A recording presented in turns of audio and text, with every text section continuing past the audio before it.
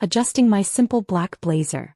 The sounds of laughter and clinking glasses filtered through the door, my family celebrating my sister Emma's promotion to senior manager. The irony wasn't lost on me. "Sarah, hurry up." Mom's sharp voice carried across the restaurant. "Emma's about to order champagne." Taking a deep breath, I returned to our table at La Maison, one of the city's most exclusive French restaurants.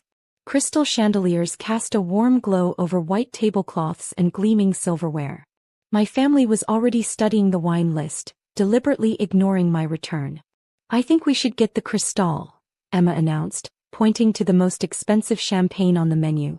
"It's a special occasion after all." Dad nodded approvingly. "Of course, princess. You deserve it. Making senior manager at 28, that's incredible." I sat quietly sipping my water.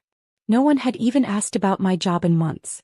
They'd stopped caring when I told them I was just a secretary at Morton Industries. What they didn't know was that I'd worked my way up from executive assistant to chief operating officer in 3 years. Now, at 26, I was about to become the youngest CEO in the company's history. But they didn't need to know that. Not yet. "Sarah," Mom's voice dripped with false concern. "Are you sure you can afford this place? We understand if you need to leave early. Administrative work doesn't pay much, does it?" Emma snickered behind her menu. Maybe she should have focused more on her career like me instead of just answering phones. I forced a polite smile. "I'm fine, Mom. Please don't worry about me." "Well," she sighed dramatically, "I just hate seeing you waste your potential. A secretary will always be poor, dear. That's just how it is." The waiter approached with practice timing. "Are we ready to order?" Emma barely glanced at him as she rattled off the most expensive items on the menu. "We'll start with the caviar service, then the lobster thermidor and the wagyu beef. Oh, and the Cristal champagne." My father beamed with pride while my mother patted Emma's hand. "That's my successful girl," she cooed. "Unlike some people, you know how to live properly." I sat there letting their words wash over me like waves. They had no idea that tomorrow morning Morton Industries would announce its new CEO. They had no idea that their poor secretary daughter had been quietly building an empire while they were busy praising Emma's every move. The evening dragged on, a parade of expensive dishes and backhanded comments. Emma dominated the conversation, detailing her incredible achievements, while Mom and Dad hung on every word. I picked at my food waiting. Finally, the moment I'd been anticipating arrived. The waiter presented the bill with a flourish. $2,847, ladies and gentlemen. Dad reached for his wallet, but Emma stopped him. "Let's split it," she suggested, looking at me with mock concern. "Though, Sarah, if you can't afford your share, we understand. Maybe you can wash dishes to cover it." They laughed, the sound echoing off the restaurant's elegant walls. I reached into my purse and pulled out a sleek black card, the one marked Employee Expenses. "Let me," I said quietly, handing it to the waiter. A minute later he returned looking apologetic. "I'm sorry, ma'am, but this card seems to be declined." My family's reaction was immediate. Mom's face lit up with vindictive satisfaction, while Emma barely contained her glee. "Oh, Sarah," Mom sighed, shaking her head. "This is so embarrassing. This is exactly what I meant about secretaries and their limitations." I fought back a smile as I reached into my purse again. "You're right, Mom. I'm so sorry. I accidentally gave him my employee expenses card. Silly me." Then I pulled out another card, solid metal, with my name engraved in bold letters. Sarah Mitchell, Chief Executive Officer. The waiter's eyes widened as he recognized the card. "Oh, Ms. Mitchell, I apologize. I didn't realize. Would you like me to bring the private dining room menu?" The table fell silent. Emma's champagne glass froze halfway to her lips. Dad's fork clattered against his plate. "What did he just say?" Mom whispered, her face draining of color. I smiled, finally ready to shatter their illusions. "I think we have some catching up to do." "What's going on?" Emma's voice cracked, her earlier confidence evaporating as she stared at my CO card.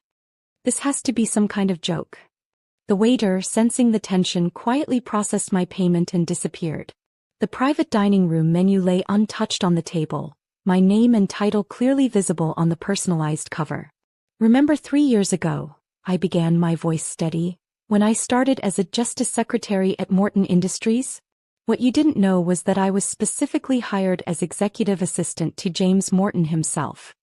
Dad's face had turned an interesting shade of gray. James Morton, the billionaire? I nodded, taking a slow sip of water. The same. He was looking for someone to train, someone who could eventually take over the company. He didn't want another entitled MBA graduate who thought they knew everything. He wanted someone who would learn the business from the ground up. That's impossible, Mom interrupted, her hands shaking slightly. You're lying. You've always been ordinary. Emma is the successful one. Is she? I pulled out my phone and opened my emails. Here's tomorrow's press release. Morton Industries announces new CEO, Sarah Mitchell, 26, becomes youngest chief executive in company history. It goes live at 9 a.m. Emma grabbed my phone, scrolling frantically through the email. Her face grew paler with each line. This can't be real. You're just a secretary. No, Emma. I worked as James's assistant while he taught me everything about running the company. Every department, every process, every decision. While you were posting about your corner office on Instagram, I was learning how to run a multi-billion-dollar corporation. But your clothes, Mom sputtered, gesturing at my simple blazer. Your apartment, your old car. Did you ever wonder why I never moved to a bigger place? Why I kept driving my used Honda? I leaned forward. Because I was investing everything. Building my portfolio. Following James's guidance. That tiny apartment building I live in? I own it. All 6 floors. Dad found his voice, though it trembled slightly. How much? My net worth. I smiled. As of tomorrow's announcement, with my shares in Morton Industries and my other investments, just over $300 million. The silence that followed was deafening. Emma's perfectly manicured nails dug into the tablecloth. Mom's lipstick-stained wine glass sat forgotten. Dad looked like he might faint. All those times you mocked me for being just a secretary, I continued, my voice taking on an edge. I was actually closing million-dollar deals. That week you refused to help me move because you were too busy celebrating Emma's bonus? I was in Dubai, negotiating a $50 million contract. Why didn't you tell us? Mom whispered. Would you have believed me? You were too busy planning Emma's office warming parties and bragging about her company car. You never once asked about my work, my goals, my dreams. You just assumed I was a failure. Emma suddenly stood up, her chair scraping loudly against the floor. This isn't fair. I worked hard for my position. You just got lucky because some old man chose you. I laughed, but there was no humor in it. Lucky? I worked 80-hour weeks. I studied every night. I earned this, Emma. The difference is I didn't need to post about it on social media or brag at family dinners. But tomorrow. Dad started. Tomorrow everything changes, I finished for him. Tomorrow the world finds out that your poor secretary daughter runs one of the largest companies in the country. I stood up, gathering my things. Oh, and Emma? That promotion you're celebrating? Morton Industries just acquired your company this morning. The paperwork was finalized an hour ago. Emma's face went from pale to green. What does that mean? I smiled, putting on my coat. It means that starting tomorrow, you don't just have to explain your quarterly results to your current boss. You'll have to explain them to me.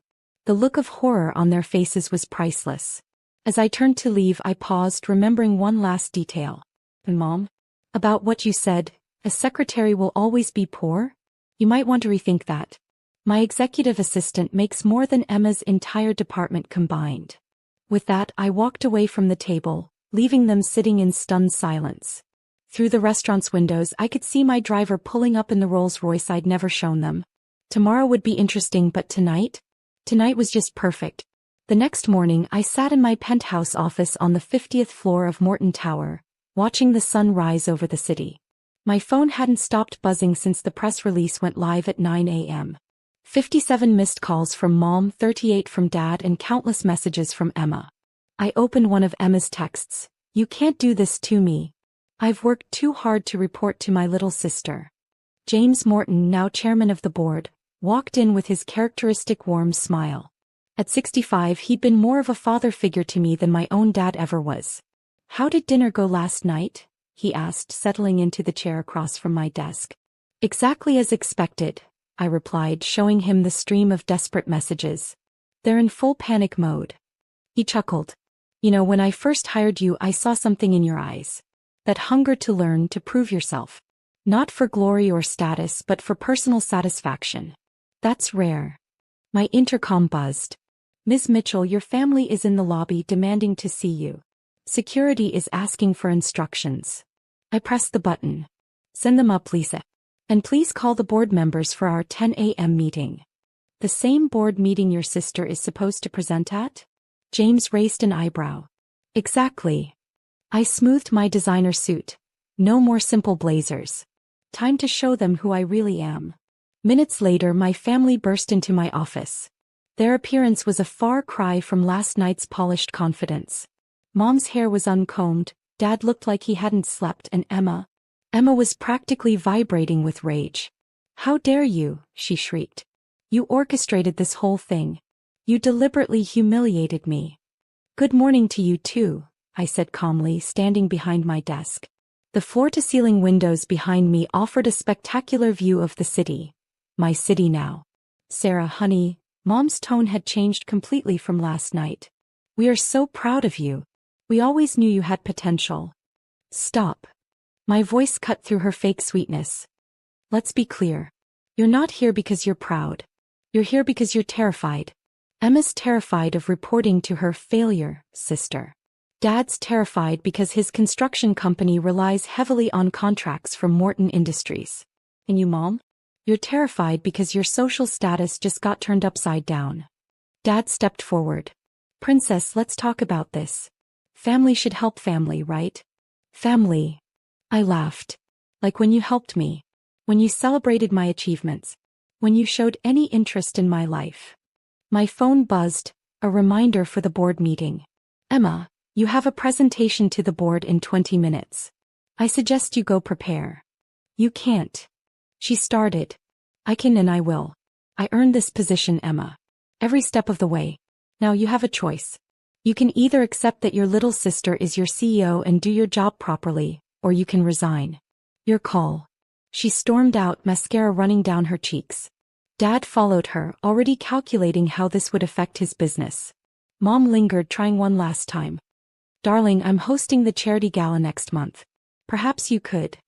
No, Mom. No more pretending. No more fake pride. You'll need to earn my respect just like I earned my position. Now if you'll excuse me, I have a company to run. After they left, James came back in. Tough love.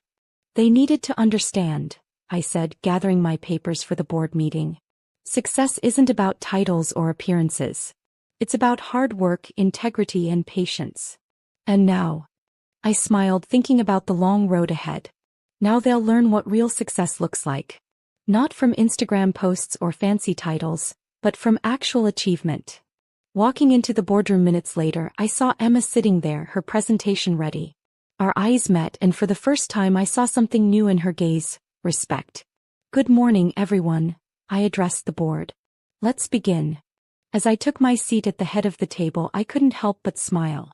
The poor secretary had finally written her own success story, and it was better than anything my family could have imagined.